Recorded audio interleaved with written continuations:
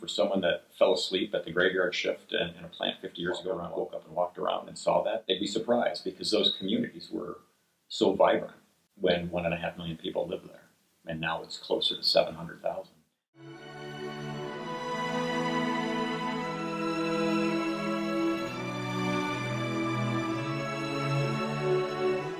Those houses are gone now, so you'll find huge tracts of land that are open that still have paved roads but have no houses. It's a pretty big city geographically. Nearly all of it developed, so there were large manufacturing operations but large residential communities as well.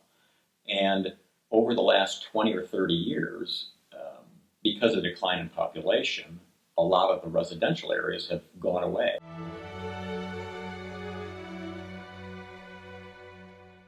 One of the problems Detroit has today is blocks and blocks of what looks like a war zone, just deserted houses and empty lots where there's graffiti, and it's crazy. But it really begins with the loss of the automobile industry.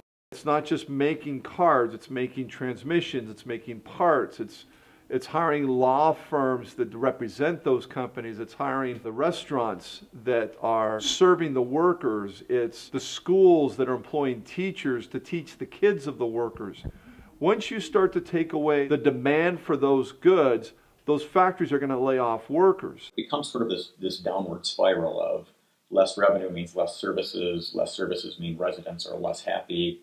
They go someplace and live where the services are provided for them better.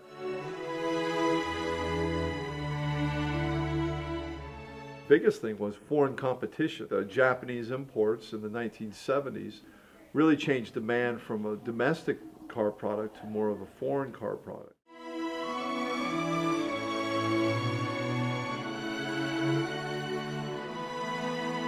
He was an innovator of his time, and he had a vision to create wealth for his employees, which is why he instituted a $5 a day pay.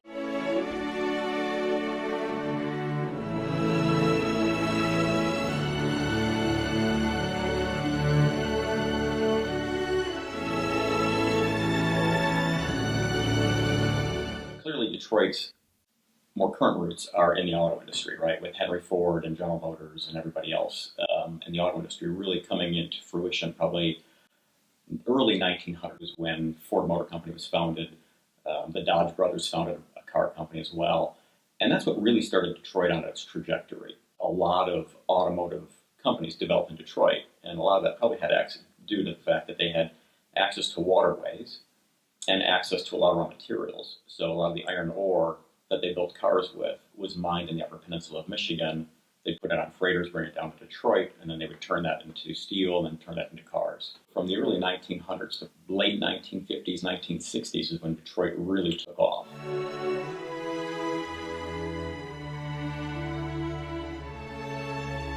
During the war, it was the arsenal of democracy, right? That's where we built a lot of the airplanes used in World War II. So that led to the development of unions, which, the pendulum always swings too far. The unions were a good thing to try and help improve working conditions, get better wages, get better benefits for the employees. The downside was the unions became a monopoly labor supplier, which kind of held the companies hostage. So when that pendulum swings too far, the car companies look for better, cheaper ways to manufacture. Unfortunately, that meant a lot of jobs left. And that's why you see a lot of manufacturing done in Mexico now or in China or elsewhere. As the auto industry got into financial difficulty, they also had less revenue because the auto industry provided a lot of money to the city. It was precipitated by an event. A black Vietnam vet had come back from the war. There was a party, and the police came and broke it up, and they arrested some folks. So the next day, some of the other local black residents felt that the guys that were arrested were treated unfairly. Of course, at that time, the police force was predominantly white. They went to the police station, and it just progressed from there into, looting and burning buildings and things like that. And the National Guard to quell riots.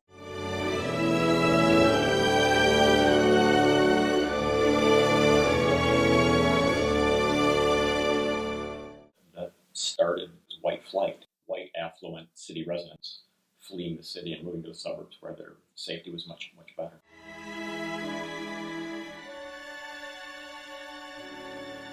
pensions are obligations to workers in that community. And if you don't pay that pension, you decrease the confidence, and people simply won't want to live there or work there in that community. So they have the legacy problems of pensions. So you used to have this big base of employees that all were public employees. They were all union employees. They were all given fairly rich pensions, right? You work 30 years, you can retire when you're 55. And that formula sort of worked, right? Because corporate America did that as well. That formula sort of worked when pensions were first set up in the 40s, 50s, and 60s, because people didn't live as long. So if you let someone retire at 55 or 60 and they died when they were 72, you probably had enough money in the pension to pay them until they died at 72. Now they live another 10 or 15 years. And so the pressure that puts on the assets available to fund that pension become much greater. So that's why you're seeing so much negativity about public sector pensions in general.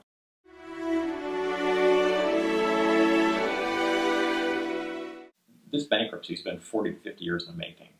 So it's not the sort of thing, they'll flush through bankruptcy probably within a year or so, but it's going to take a long time to get the city back on a trajectory that it needs. If a populace doesn't really trust their democratically elected leaders, or that the leaders have their best interest, the people simply are going to have an apathetic attitude towards their community. The citizens of Detroit have kept electing corrupt officials for the last 30 or 40 years.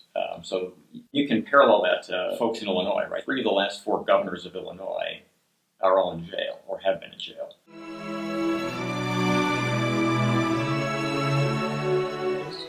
Mom was a criminal, he's a criminal. Unfortunately, that's been the case with a lot of the leadership in Detroit. I mean, you declare bankruptcy for one reason: you run out of cash.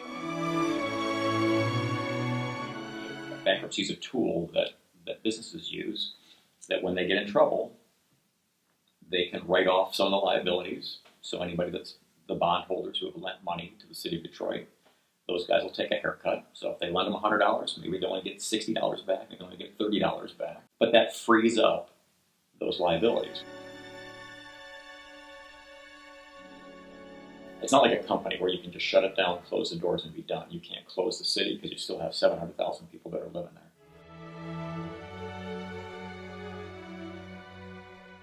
Hell no. No. You hold on to those historical artifacts. You sell your history. I mean, what do you have when it's all over? You hold on to that because that's part of the identity of the community. You have to maintain that. If you lose that, you're really going to have a difficult time rebuilding.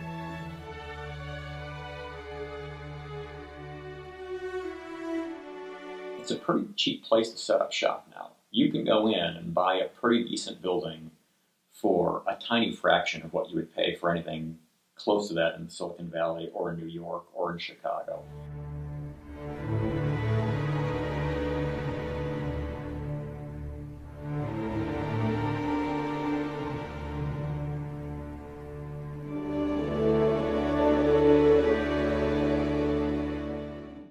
Detroit, whatever happened to the plans you had to build a better life, piece by piece and day by day and night by